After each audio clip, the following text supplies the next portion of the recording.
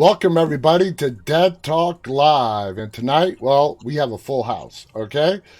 Playing third base, we have David Meadows, all right? Shortstop is Adrian Pastor. Second base, Chris Margettis. And first base, Mike Carey. And tonight's pitcher is Max Martini. Yeah. How you guys doing? Welcome, welcome, welcome. Fantastic. Thanks for having us. Oh man, it's a treat. I've never done as you know, I've never done a five-person panel before. Max emailed me this afternoon. He's like, "Can we put two more people on?" I'm like, "Oh shit, I've never done a five-person. Let me see if I can make this screen real estate work." And we had a little bit of adventure trying to put everybody in the right box, but we got it all correct. So thank you so much, and we have a lot to talk about. So let's just go ahead and get started. I'm going to pose this question to Chris, Mike, or Max, whichever one of you guys can best answer this question. Just go ahead and jump in. The whole Manson brothers idea. Explain to our audience what exactly that is and who came up with it? Who is ever the best suited to answer? Good luck with that one. Well, Mike, if you'd like to go, or I can field it. That's up to you. But the Manson brothers idea came up in 2014 when I was out in Hollywood visiting Max, and Chris and I used to be professional wrestlers together in Chicago locally, and I was actually a professional wrestler named Skull Manson, and I had a partner named Ripper Manson, and Chris was just coming into the business when I was just getting out to pursue other things. And I said, hey, this guy would make a great replacement. So he became Stone Manson, and he became the third Manson brother. So I left, and then fast forward to 2014, we decided we were going to do this movie. And I said, listen, I got this idea, but I need you to do it with me. And here's the trick. No matter how ludicrous it seems, we're going to play it straight. It's like, I'm in. So I wrote this thing around these two characters named Skull and Stone Manson as this aging tag team. And so we built the movie around that. And that's how that got started. We just thought the backdrop of the, underbelly of the independent wrestling circuit would be a really interesting world to build, where these characters would operate. Something a little bit different than people are used to seeing. And they're idiots, so it was... Now, Max, you have been brought in to direct several Manson Brothers films. How did you get roped into this? We had pictures. Series that we were shooting in Chicago and became buddies. And prior to the Manson Brothers movie, I had done a movie, directed my first movie called Sergeant Will Gardner, which was about a veteran that was suffering. And so the intent behind that movie was to raise awareness and monetary support for veterans. So it was emotionally taxing, and it was a very serious film. And when Mike and Chris brought me the script, I was skeptical because the following up my last film with a zombie comedy was a little bit of a risk. But when I read it, like Mike, the script is hilarious. And I loved the idea that it was set in this world of wrestling, because the two worlds, to my knowledge, hadn't been addressed together in a story yet. So that was intriguing. And then additionally, I'm not really a fan of the genre. I am now. I didn't come into it as one. So there was this challenge artistically to kind of see if I could take an art degree that I earned as a youngster and put it to work and come up with the horror elements and come up with, the action in the wrestling sequences and these flamboyant characters, and find the right level of buffoonery. And it was kind of like this ridiculously and beautifully orchestrated mess of a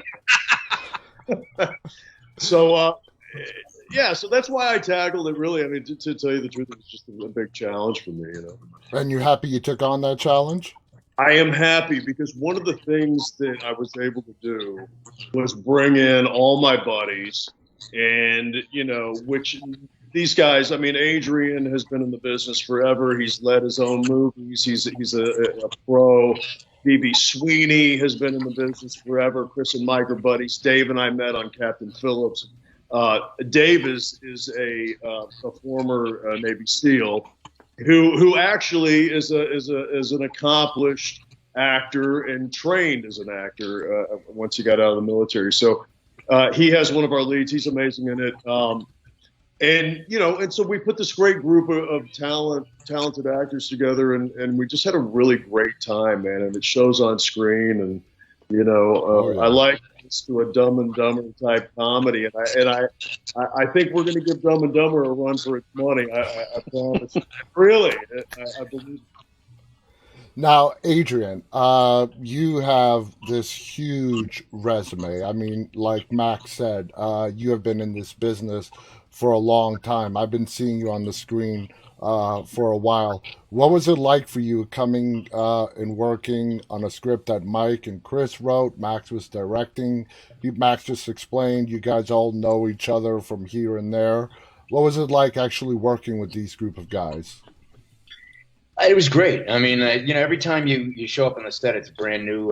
The odds reset. It's like roulette. You never know. But going in with a guy like Max, I've known for so long, and the cadre, the group of people he's going to put together, I had faith and confidence in him. So it was great. It was really exciting to be able to come in on a show like this with the guys like this and the story like it is, and have the freedom to just mess around like we did. And sometimes you take a chance and it doesn't work. This time it did. Yeah, it definitely did. You know what the big chance was is that these are like this cast. If you were going to plan a trip to Las Vegas, these are the guys that you want to go, right? So this movie could have gone one of two ways. Yeah. And the only way it could have gone south is possibly if we shot it in Las Vegas. But there was a bit of a gamble. The shenanigans were going to be just too much to control. It's like the real life Hangover, the Hangover crew behind and in front of the camera. We did stimulate the Santa Fe economy regularly, especially on the weekends. Big dent in Santa Fe, that's for sure. I can imagine how much fun you guys had after the days. You were done shooting for the day, and you probably just went out for a couple of drinks, hung out, and I can only just imagine. Now, David, you like Max said, you were a Navy SEAL, and to go from a Navy SEAL, by the way, thank you for your service. To go from a Navy SEAL into acting, that's like, damn, that's quite a flip. How did that happen for you? How did you go from the armed services and an elite squad like the Navy SEALs into being an actor? Well, first, thank you very much. I thought everybody basically did this. I thought it was like the way we did it. You get out of SEAL teams, you get a book deal, and you get all your stuff, and whatever. Actually, first of all, Mike is a vet as well. Mike was a Marine Corps, so thank you. Thank you to all of you. Honor. Thank you, Dave. It was an interesting transition, and I say that the only reason I've had any of the success that I've had right now is because I had the great fortune of having great friends and mentors and advisors very early on. Guys like Max, like you mentioned, we met on a Captain Phillips, and I've been acting for probably like a year and a half. I hadn't gone to drama school yet. I hadn't done really much of anything.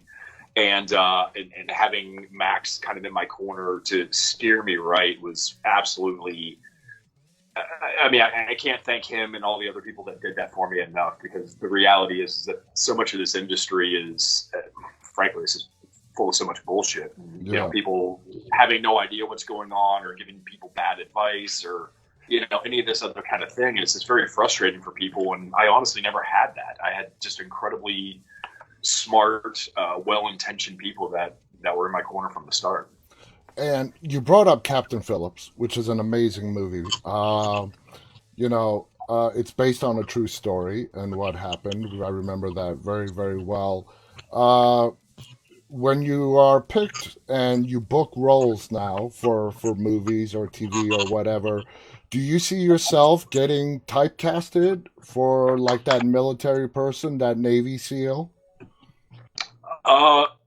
Early on, and then unfortunately, I mean, it still does come in there. And actually, it's one of the things Max and I have talked a lot about. It's one of the things where I'm always honored whenever anybody offers to have me to be a part of their project. I do try to steer away from any of that kind of stuff. The military guys, the first responders, any of that kind of stuff, because you're absolutely right. It is a big typecasting. There is, a lot of assumptions and things like that go by that. And, I've kind of been able to build a career of people that have believed in me or whatever, and given me incredible opportunities like Mike and Chris and Max did in this movie to play something that you wouldn't really think that I would be playing. And it's built my career, really. I mean, it's just one of those things. That's awesome. Now, Chris, my fellow Greek. Yeah. Yes. How are you doing? Faristo. He doesn't speak Greek. Don't let him fool you. Oh, I know. He's been speaking to my brother, and my brother's been filling me in. He's Greek. His family immigrated to the United States back in the early 1900s. So, as opposed to me, where my mom, Chris, and my dad, before he passed away 10 years ago, 50 years in this country, and they can't put together an English sentence. They can't. My father was the same. He was born in Italy, Yeah, spent 50 years in the United States. He could put a sentence together, but it was very broken and lots of, Yeah, my mom watches this show religiously every night. Doesn't have a clue as to what I'm saying. She's like, I like watching you laugh. I'm like, okay, Mom. That's a wonderful story. My papu was he spoke very little. I don't believe he could read. God rest his soul, he was a wonderful man. But he owned, 2 restaurants. I mean, it's amazing what you can accomplish through hard work. I'm sure your parents are the same way, and yet not having that great of a grasp. It's pretty amazing. I was born and raised in New York City, and the Greeks and diners. Almost every diner in New York Same City. in Chicago. Yeah, and Chicago. It's Chicago Greek too. owned. Absolutely. It's Greek owned. So, Chris, you and Mike wrote the Manson Brothers Zombie Midnight Massacre. How did you guys work together? Whose idea was it? How did you guys... I always find it interesting to find out how 2 writers work together to put together one screenplay. Well, it's kind of interesting because that's actually evolved a little bit because we've written the second film as well, and that changed a little bit, honestly, when we did it compared to what we did the first go around. The first time we kind of got together and came up with the idea, starting with and quite evolved immensely from the beginning to, even while we were shooting, it was evolving immensely. So, the process the first time, I got to give a lot of credit to Mike. He really did a ton of the grunt work, for lack of a better term. I think that's a Marine term too, somewhat. So it applies to him directly. And I would kind of come in and put a lot of the finishing touches on stuff or dabble around and mix it in. This last time, through the miracle of collaboration on the writing software, we really kind of got into it and typed through a lot more of it directly. So even that is evolving a lot. But one of the cool things about the second time, too, was we were able to just kind of act it out, because one of the really weird things is it's one thing to write something on a page and then turn around and hear it or read it. A lot of times it sounds completely different. Most of the time, not in a good way when it sounds completely different. But I think we have a great synergy, and I think a lot of it's because of wrestling. we think a lot alike, and a lot of times we kind of know, the background of what each of us is thinking, and it's been nice. It's been a lot of fun. If I could add to that too, like he's a great, I think we work really well together, and it really is a 50-50 thing. And that does go back to wrestling, because in the wrestling business, you have to trust the guy that you're working with. And there's a lot of yielding that you have to do. Like, and we as men, especially like we're all alpha males, it's very hard to yield. You don't want to give up the territory or anything, but you have to be able to be open to everybody else's ideas and stuff like that. And we just work really well like that together. It's like if he comes up with an idea, I'm like, okay, cool, let's see how that works. If I come up with something, he's like, okay, cool, let's see how that works. And then we sort of through trial and error, we come up with all the bits and stuff. And he's got particular strengths and I have particular strengths, and we balance each other out really well. So it works. What's interesting, I'd love to jump in, is like when you say alpha males, this entire cast, for those of you that aren't aware who's in the movie yet, Randy Couture is one of our stars, Boz Rutan, who's a big, MMA fighter, and, all these guys that we brought together are all these alpha males, are very full, very kind of big personalities. And in order for them to support each other's characters, you really have to check your ego at the door, or the movie doesn't work. Yeah. And in Hollywood, it's rare. I mean, there's always somebody. There's always an ego. There's always somebody that puts a stench on the production, that I find. And we really didn't get that in the show. We got very lucky. Did we lose Adrian? No. It looks like we lost him. Hopefully he'll come back. You know what's funny about that, Max, is we were talking about it before. I have never been on a movie set where it was so easy to develop that trust and that symmetry, and you would just think with so many badass dudes running around on there, or whatever the case is, with legacies behind them. I mean, like Randy and Boz. I mean, good luck. And everybody was the kindest, most down to earth, genuine team players. There was no anything. I mean, except for you, but I mean, nothing else. Everybody else was fine. So I'm going to ask this question to Mike. Okay, yeah. Mike. The Manson Brothers Zombie Midnight Massacre is... Midnight Zombie Massacre. Yes, sorry. I mean, could you have not have picked a more simpler title? There's a story behind that one. I want to hear that. Okay, so I'm a big, huge fan of early 70s European horror films, which basically come from two places at that time, Italy and Spain. Mm-hmm.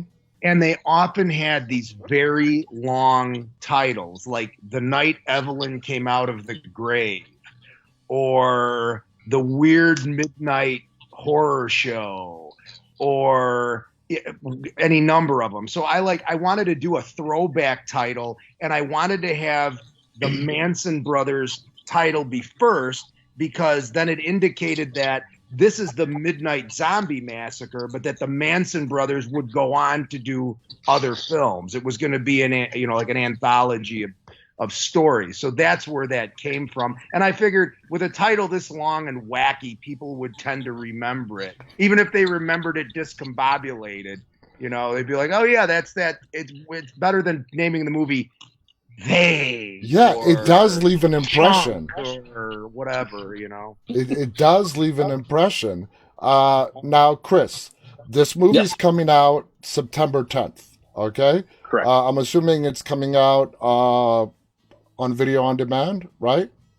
It's both VOD and there's a 10-city theatrical release, which may be expanding from there. Nice. But it'll release on VOD and in theaters the same day, both on September 10th. Nice. Amazon, YouTube, Vudu.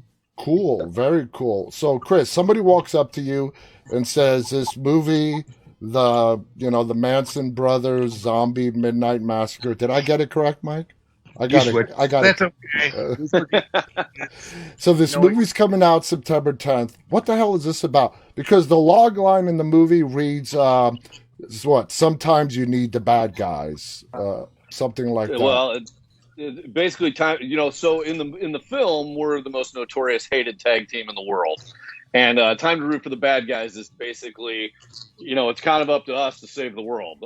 Which, by the way, if there's two guys you didn't want to save the world, it would be us for sure. You would call Dave. Yeah, so it's effectively like you get these two guys who, by mistake, are in a situation that they're in no way, shape, or form prepared for. But by hook and by crook, it kind of handles itself in a bunch of different ways. That's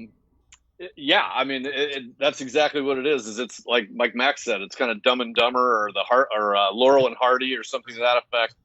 I think it's Clerks. It's Clerks meets 28 Days Later. That's what I think. That's an interesting analogy right there. One thing I will say, though, I have to say this, and again, this is credit to Max Martini, who I can't say enough great things about as far as directing this film and just as a human being. But unlike other films in this genre or in multiple genres that are horror, zombie, comedy, when it's time to be funny, it's funny. But when it's time to be horrific and zombie, it's horrific and zombie. And the two don't really, intersect much. It manages to really toe the line between both. Cool. I think it covers a lot of bases for people. And that's one of the things I'm proud of about it. And again, that's a testament to Max. Nice. Yeah, the zombie attacks are very gruesome. There's a lot of blood. There's a lot of body parts flying, and we went all out on those. But yeah, the comedy plays throughout. I think during the zombie attacks, you don't realize how ridiculous they're so charged that you kind of lose track of where you were comedically, and you get in, and then you're back in it, Yeah. pretty quick after that, but yeah. Now, Adrian, like I said, I still can't stop looking at that backdrop, Max. What's going on? it is kind of distracting. It's Windows 95 or Windows. I was just gonna say it's like a DOS pattern. Now, Adrian, I said, your career is very long. Is this the first film involving zombies that you've ever done? No, I did one called The Killing Box with Martin Sheen. Okay. It's a Civil War set time frame piece about Southern. It's complicated. Zombies, yeah. No, zombies. So this Zombies. Yeah. I want to watch that. I never even heard of it. That's awesome. Yeah, I've that was heard pretty of it. cool, man. I should say I heard of it. I didn't know it was about zombies. Do you remember Adrian from Near Dark? Yes. Yes. Yeah, I don't know if those are. Do you have those out? So, just going back to Adrian and the question and horror, you've done a variety of stuff. Yeah. Do you particularly enjoy horror, doing horror more than any other genre, or are you just wide open to anything? Yeah, I think the genre itself, when it's done well, can be really fun. Really rewarding. It's a shame. It's a really easy one to mess up. It's also a very difficult one to get right. So a lot of people do it, and a lot of people fail. Yeah, it is complicated, especially if you're doing a zombie comedy. There have been some big successes going back to Return of the Living Dead, Classic. and then more recently Shaun of the Dead. So there have been some great zombie comedies out there. Now, David, what is your feeling in being in horror movies? Do you enjoy the genre? Are you a fan of the genre itself?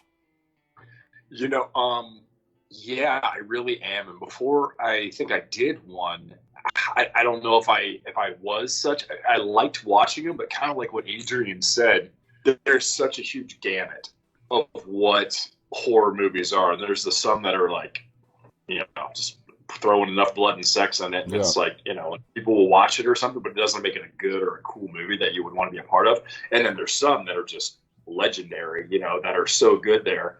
And when you're involved in an actual well done, fun, and then I guess, for lack of a better term, like a deeper one that isn't just thrown together where people are just trying to be like, story doesn't matter. It's just, just more sex, more blood, keep going, Yeah. It can be a ton of fun. So I'm definitely a big fan of being in them at this point. Awesome. I look to do more. You know what? It's an amazing thing. I think you guys will agree is how quickly you become used to the fact that you're between takes, seeing people covered in blood and dismembered. Yeah. I mean, it's just like you're sitting there at lunch with some guy that's got no arm and his eyes missing, and I mean, all pulled out, and it's just how quickly that becomes like, oh, well, I know I'm on set. That's cool. I can imagine what it was like in like 1941 when Lon Chaney Jr. would show up at the commissary in the Wolfman makeup. Exactly. And like people would just treat him like he belonged there. It was no big deal. Yeah, I get it. I mean, going back to the 40s and the 30s, Max, being the director, it's your job on how you want to balance character storytelling to blood, guts, and gore. There have been some great movies that had great character stories and threw in when it was necessary, the blood and the gore. Was that challenging for you when it came to this movie? Is it challenging for you overall as a director, trying to find that nice balance between the two? Well, we did have when we started in pre-production, we did work on that balance a little bit in the script, and we, like Mike and Chris and I got together, and I was saying, guys, it's like, because one of the things that I wanted to focus on was making sure that the ride was continuous and that it didn't stall, so that, there were moments where I was like, we need an attack here. We need to bring the zombies in earlier. There needs to be more character, here. We're following, 5 or 6 different characters throughout this film, but at the same time, it's a zombie movie and it needs to, so we've got to feed the audience, the right level of comedy and the right level of zombie, for lack of a better word. And so we did work on that. And,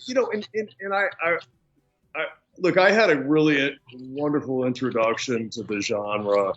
And then I did Pacific Rim with Guillermo del Toro. Another great movie. Yeah. Oh my God! But when I got that part, like I said, not having been a fan, I went, okay, I better figure out what he's done. And, I had seen Pan's Labyrinth, which was a masterful film. And I started going back into the Hellboy movies. I went back to Kronos and The Devil's Backbone and watched all these, his earlier works. And he really was so creative in his designs and his monsters and the way he directed and orchestrated his horror elements. And so, that was a bit of an inspiration. And, go back to your question, sure. Yeah. I mean, we did that. There was a lot of balance in it. It's a big focus in that. Now, this question is for both Mike and Chris. Now, zombies have been given to us as an audience in a variety of different ways. You have the Romero slow crawlers. I call them snail zombies. Then you have the Rage zombies from 28 Days Later, World War Z, Black Summer. Which kind of zombie did you guys pick for this movie? Well, we picked the Rage zombies for one reason and one reason only, because we didn't have the budget to make them look like corpses. So I'm a big fan of zombie films going back to when I was a kid. I like the snail zombies and I like the running I like them all. Yeah, me too. And I really there's a movie from 1979 called Zombie by Lucio Fulci where I think have the most realistic looking corpse zombies ever. There's I don't know what to think about the movie, but the zombies are horrifying. And if we're not going to make them look like that, I didn't want to do them. And we knew even before Max got involved, we're like, well, we're never going to get the budget to do that kind of stuff. So we decided, well, it's better to make them infected and make them rage zombies. So that's what we did. That surprises me because, I mean, I get the whole slow zombies that get more camera time. You got to really pay attention to the detail on the makeup. But I would think just the angry zombies, I don't know, I always thought they would be more expensive. They were very expensive. Mikey, I can't. We had an amazing visual effects company. Oh, that totally. came in, and yeah, I think our zombies are pretty. I think what Mike's referring just said to. I think what Mike means is when you have the snail zombie, which I'm a huge fan of myself because I grew up on Night of the Living Dead and Dawn of the Dead and those. In our mind, it required so many more people to have that horde of zombies because in those films, the idea is don't get trapped inside of a bunch of them. You can weave your way around. Yeah. They don't move very fast, but all of a sudden, if there's 40 of them, you got a big problem. And so in our mind, when we were thinking of that, that was the reasoning. It was just it was going to take that many more people. We didn't really know if it was going to cost more or not. We were just we were throwing a dart. More bodies. Yeah. It was the thought. But to Max's point, the effects that we have on the rage zombies in this film are like our zombie effects are awesome. It's insane. When we first screened the film, the first time I saw it, that was the one thing that jumped out at me the most. Like the zombies looked incredible. Yeah, they really look cool. And so that's Max. I think that's what you were trying to get at, and our zombie effects are amazing, really. Yeah, this is it's a just shy of $2 million horror film, and which is that's a good budget. It's a great budget. Very good. Our visual effects department went way beyond their budgetary restrictions and what they gave us. So. Oh, awesome. I mean, okay, now to David, all right? You were a Navy SEAL. You have been probably in some scary-ass situations. When it comes to the snail zombies or the rage zombies, okay? Putting yourself in, your character's position, would you rather take on a herd of 10 snails zombies or one or two rage zombies that are up your ass in like less than a second? Well, I think the scariest thing in the world was Max on set after a day when things just hadn't gone well. That was like the worst of all of them. So that's a rage zombie. Yes, a rage zombie. I mean, you don't want to mess with the rage zombies, man. Those things are fast and they're like all over the place. They're like the rabid dogs or the ex-girlfriend of the zombie world. You don't want that. So I'll take the stumbler zombie. Yeah, they just run away and like hit them with a rock or something. Absolutely, me too. The snail zombies, they don't really scare me, but I liked World War Z. I'm not saying it's the best movie with rage zombies, but I liked World War Z. I mean, it was a big budget, film and all that, and it didn't spare any expense. And if you read the stories, they had to spare a lot of expenses and reshoot the whole ending to that. But I mean, those just absolutely freaked me out and whatnot. Chris, also, did you, going back to the way the zombies have been presented to us as an audience over the years, did you guys try to throw into the story something different that as an audience we may not have seen in regards to zombie, maybe in the origin of the zombie or anything else? Well, definitely the origin, I think, although I think we were much more specific with the origin because it's a part of the wrestling world. We came up with the idea of making the kind of genesis of the virus a black market, I'll say foreign PED that one of our friends is taking. Okay. And from that, he contracts this virus that then mutates him and he begins to spread it throughout the arena. So I think from the Genesis standpoint of it, yeah, we went a little bit different. And then we present you with bodybuilder zombies and people who are not bodybuilder zombies, guys in sausage outfits that are zombies. I mean, there's all manner of zombies available that you'll find in the film. But again, the great part about it is that each and every one of them is extremely brutal. You'll forget whatever comedic part there is when you actually watch them dismember and maim people. Which, if you're into that thing, it's particularly wonderful to watch. So That's Adrian.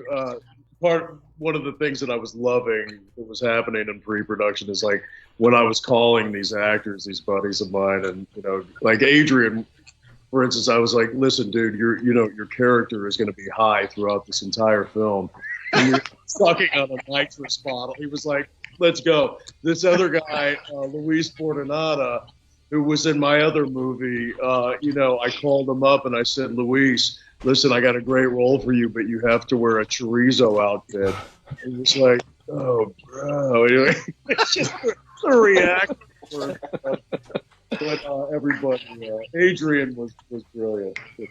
Now, Adrian, Oh, how did this role come your way? Did your agent get you the audition? Did you have the audition, the script? How did it all work out for you to be in this film?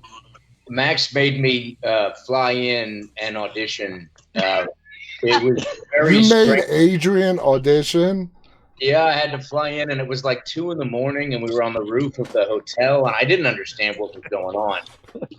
We're like, can't you get anybody else? I was like, oh, yeah. I was like, can't somebody like Mason Reed, somebody do this? I mean, who happens to be Max's stand-in? Max called me up into the goodness of his heart, and also that in fact nobody else would do it. And it was just an easy choice. I mean, your buddy calls you and says, "Come in." I don't think any one of us here would say anything but of course. That's a funny story. Flew him in at 2 a.m. Now, Max, IMDb has you listed as having some voiceover work in this movie. Is that accurate? It is accurate. There's a great scene where Chris and Mike's characters they're actually living in these trailers behind the venue, and we go back into their homes, and they're with their girls, and we have this kind of Walt Disney moment, which is really good. But we need a doctor because Chris's character is going through anger management therapy. So I did it just so he had someone to react to, and then we ended up using it, and well, I do play a role. Plays Dr. Chu. Dr. Chu. yeah. Do you probably the best work ever too.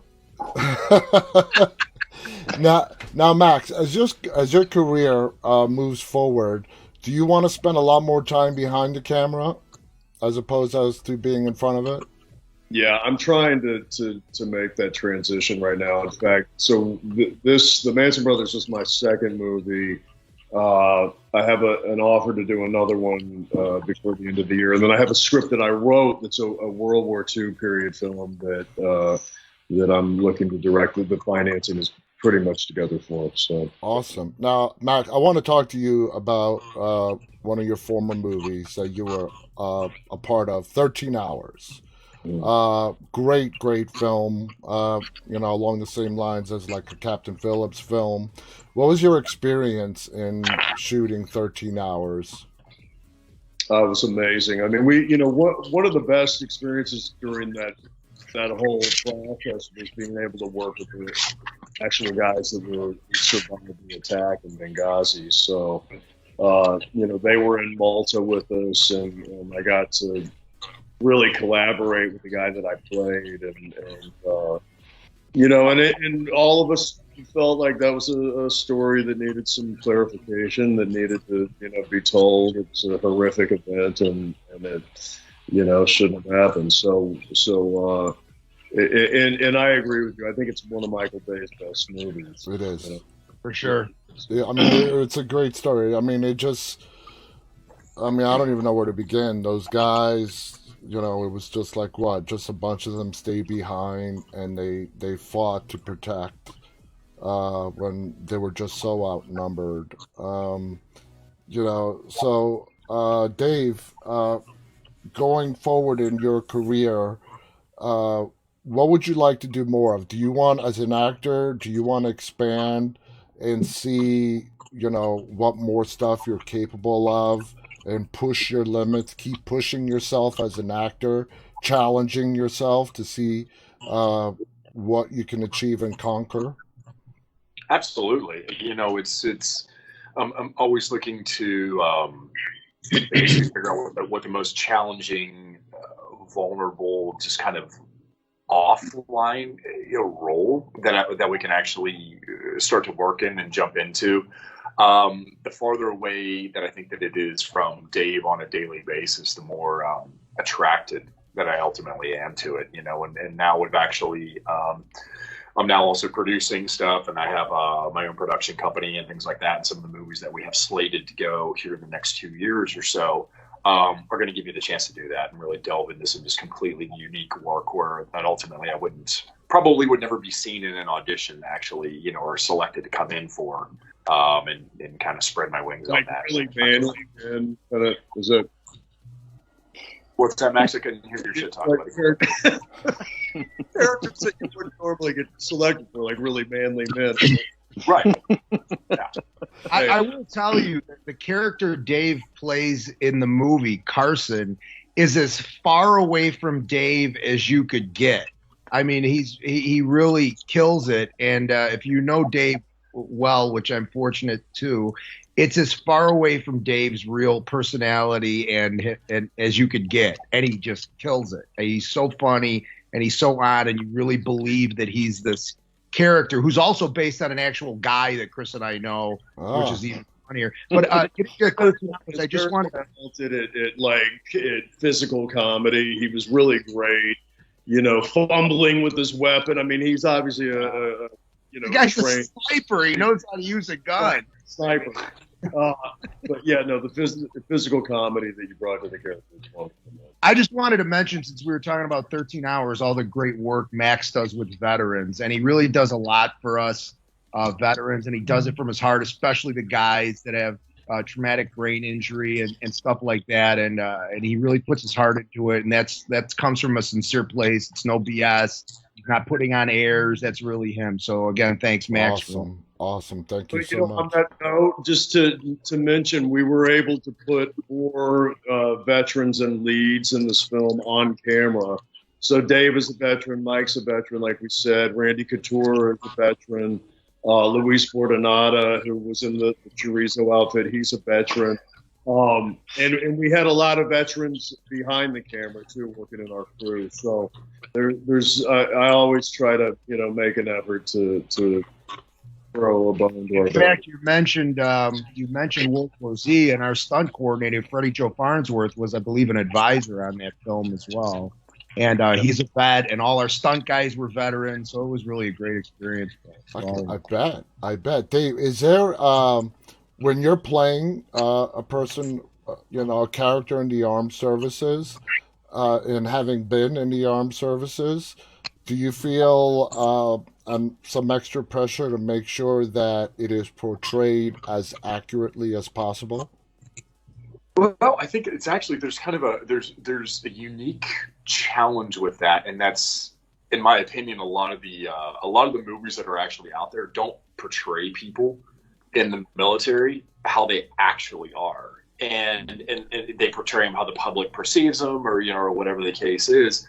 And so, like, going in there and playing a role that's a military role or something, and then you're sitting there and you're going, this isn't at all how these guys would actually be, or anything like in the real world. So it kind of makes it, because you actually know that, and it's something that's so near and dear to my heart, it's kind of, it can be a challenge, in that kind of a thing, to separate the fantasy from the reality and something that's so close to me. Exactly.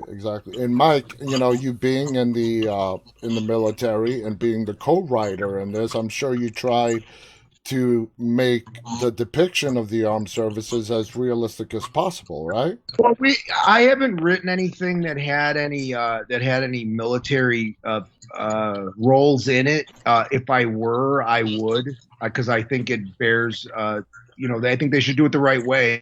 And I know that there's people out there that watch. Like I said, Freddie Joe, he advises on a lot of films, and he's an expert in the field, and he speaks all over the world on it. And you want those guys, you definitely want to make that stuff as, like Dave said, you want to make it real and not how people think it is. And the two of those things are not always together.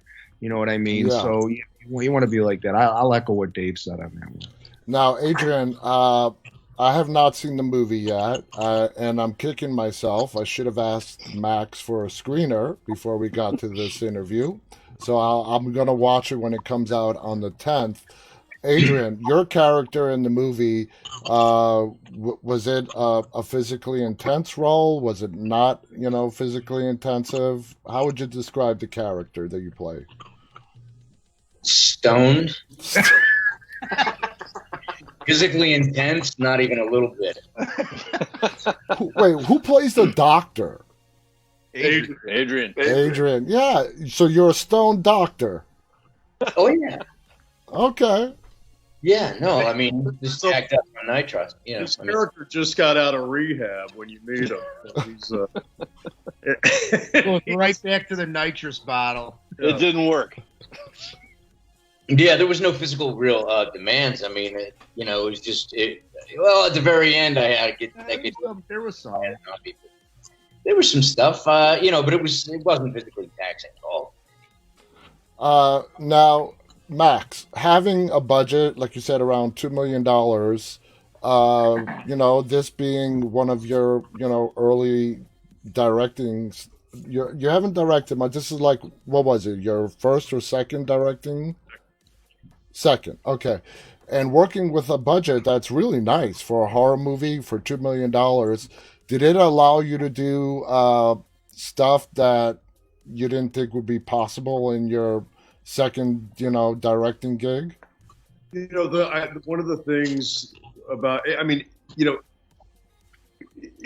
the grand scheme of things, it seems like more money than it is. It's when it comes to, when you do a movie, one of the things that you realize is that how much money you're going to fork over to unions, how much money is going to go to transportation departments and different, so that when out of the gate everybody sucks half of the budget up, and then what you have to do is you come in with a really grandiose idea of what you want to make, and then you start whittling it down to something that realistically fits within the parameters of what you have available. So never enough money. Yeah, those vision is actually bigger than what we got on screen, and I know what we have on screen is a much bigger movie than you would picture for the money that we had to work with. So okay. And he still has the scar from where he had to sell the kidney to finish it. But I'm working my way up. My first film was a $2.5 million budget. This was just under $2 million. Next one's $4 million. So I'm, it's small stuff. Isn't it going in reverse? Aren't you supposed to be getting bigger budgets? Right, exactly. Yeah. Now, Adrian, how much time from when you started shooting to the end? How much time did you? We don't know how long I haven't seen the movie. I don't know how long your character lasts in the movie. It's the best way not to give out spoilers. I haven't seen it, but how much time did you spend on set for this film? Well, like I said, let me say I was stoned. So he doesn't remember. So 3 days really long, and other days seemed really short. Even when they were actually really long. Right. No, how many? I don't know, Max. That would be a Max question. How long was the shoot? Yeah, how long did the shoot last, Max? 17 days. Was it like 22 days or something like that? 17. 17. Was it? Yeah. And how hard is it to make a full featured film in 17 days? I mean, how many hours were you guys putting in a day? A lot. A A lot of hours. But oddly, there wasn't a lot of overtime. I mean, we were putting in 12-hour days. The thing that about having veteran actors come onto your production is that there's just, these guys came in, like I said, without any ego. They did exactly what they just fell right into the vision and to sync with everything. And so we didn't have to spend a lot of time working things out. Mike and Chris are former wrestlers. We actually found a group of wrestlers in New Mexico where we were shooting that we turned into zombies. These guys were practicing in a backyard for really, man. And no, I believe you. You know how many people do that? A lot. Yeah. Well, these guys are actually, they wrestle an independent circuit down there. They were very good. They were well trained guys, especially for guys that were practicing in a backyard. They helped train the two actors. Jason Coviello and Tim Stafford played this other tag team that we wrestle in the beginning, and they're wonderful. And they helped train them, and they picked it up really quick. And it's not the easiest thing to do, especially without jacking yourself up. Yeah. So, yeah. Reading comments on the right here, they're pretty amazing. Way to go, Adrian. Max is so hot. Max is so hot. Max is so hot. I wrote that, but we'll discuss. Was that you? I've been typing the whole time, Max. You finally read. So, Chris, moving forward, writing. Do you see you and Mike working together since you have such good synergy together? Is there any thoughts of you maybe leaving Mike behind and doing something on your own? No, I would never hold him back. Oh, yeah, okay. Like you'd need to. I love working with Mike. Again, we've written the second script. If I could do these things until the day, hopefully a long time from now, that I die, I would love that. That would just be the best thing in the world. Like everybody else, I certainly have ambitions to do different things. Although, I'm not probably as looking to stretch myself as much as Dave, like Dave mentioned. I'd be happy playing Stone Manson forever. If there was a job to do that, it would be fantastic. So I definitely want to continue writing. I really like writing with Mike. It seems so natural when we do it. Hopefully, we can move on to, A, continue to do this, and B, do some other projects, and it'll be as natural. I'm sure it will. But yeah, I definitely want to continue to do both and with Mike 100%. Now, Mike, both of you guys have mentioned there's a second script. So you guys, I'm assuming you're talking about Midnight Massacre. You guys have already written up a sequel. Yeah, yes. Called the Manson Brothers Satanic Vampire Death Match. We wrote it. It's been done. We were supposed to have it done by now. Max was going to direct it, and then we ran into some funding problems and COVID and all this other crap. Lost our funding. So I was finally like, you guys have held me back long enough. I'm going to clown college. Now, but is this? We're planning on doing it as soon as possible. As soon as we get the funding, we're going into production on it, and we'll have it done. But is it a sequel to Zombie Massacre? It is a sequel. It's not the zombies aren't going to go on. It's a different story. So what we want to do is have a series of films where every film the Manson brothers get into more hijinks with a different kind of horror element. We don't want to keep the same thing all the time, except for, a couple of the characters, like, I don't want to spoil it. I ain't going to say it, but, so the Manson brothers will go on, and it'll just be a different messes that they're getting themselves into. Man, those poor Manson brothers, living in a zombie world, satanic cults. Yes, exactly. It's a satanic vampire cult, and the Manson brothers, they have to foil them, and they do it. They have a plan. It falls apart. And go ahead, Max. Sorry. No, I said the vampires are all hot chicks. Yeah, the vampires are all hot chicks. Let's Really? mention that. It's a coven of hot chick vampires. And Max, you directed that one as well, also, right? We haven't shot it yet, but I will. Yes. Okay. Yeah. Hopefully. and there's evil mimes, and there's one-eyed bartenders, and there's a Viking. There's all kinds of goofy characters in it. So typical film. Okay. Yeah. Now, talking about zombie movies again for a little bit, the mortality rate with the characters is not very good in favor of Adrian and David here. I'm sorry, guys. I haven't seen the film, but I don't think your characters have such a happy ending in this. I'm not spoiling anything. I haven't seen it. Gotta wait and see. Gotta watch the film. I'm gonna watch the film on the 10th.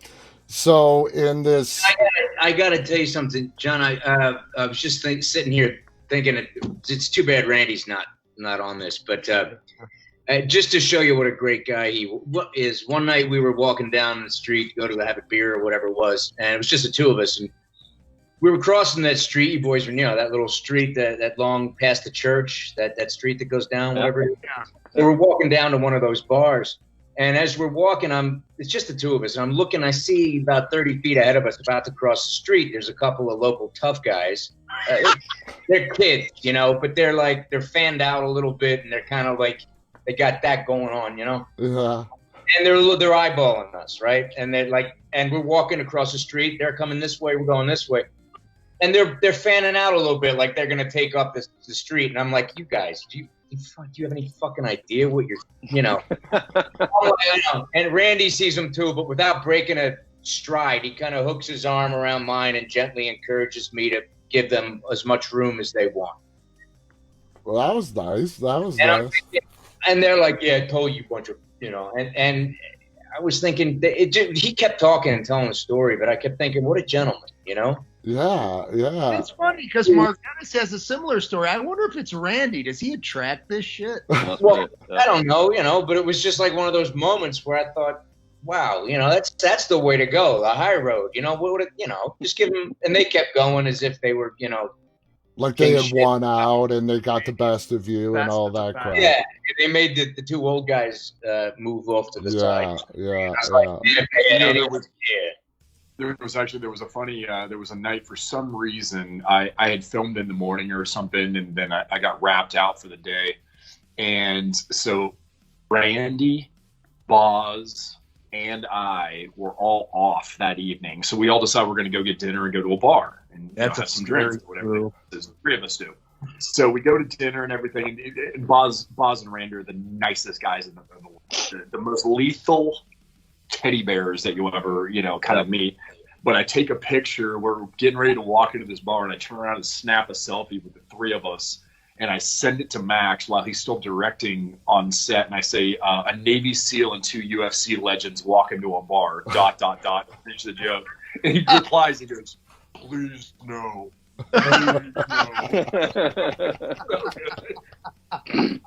Well, hold on. I got to tell you one more thing. I think it was the night before or the night after, Dave, we went back to your car and you were going to give us a ride. I can't remember. And I'm in the back seat, and we're doing about 140 in a school zone. Don't say that. And I'm thinking, well, if we do get pulled over, I'm not driving. But I got these two knuckleheads in the front. I can't wait to see what the cop says. We didn't, but I just remember thinking, wow, if I'm going to get pulled over, I'm happy those two are in the front with, Oh, it was the safest movie set ever. I'll tell you that. Oh yeah. Guys, this hour has just flown by. It's been, the fun that you guys must have had and are still having with this film. It's just, it's something special. And, I'm glad all you guys got to share in it. It's been an absolute, just beyond a treat talking to you guys, getting to hear your stories. The movie, Mike, I'm going to screw it up. Say the title of the movie. The movie is The Manson Brothers Midnight Zombie Massacre. It comes out September 10th in selected theaters on iTunes, Vudu, Amazon, YouTube, VOD everywhere. You can catch us at Max Martini LA, at C. Margatis, at Real Mike Carey, at Official David Meadows, and at Adrian Pazdar on Instagram, and also at Manson Brothers the Movie. And visit us at mansonbrothers.com. for this cool merchandise. Awesome. I'll be watching it on the 10th. I'm sure a lot of our audience will be watching it as well. Everybody just looking at the chats, we had a nice big audience here tonight. They loved it. They loved listening to you guys. Thank you. I just want to clear it up. It wasn't a school zone. You can't take that back. You can't take that back. It was 2 a.m, and it wasn't a school zone. School was not in session. No. Thank you so much, guys, for being on the show. It's been an absolute treasure. Thanks to everybody who listened and watched. Yeah, we had a really nice crowd tonight. Anyway, guys, thank you so much for tuning in. Until next time, on behalf of me and these 4 great guys, 5 guys, stay safe and stay walking. All right, stay walking, guys. Good night.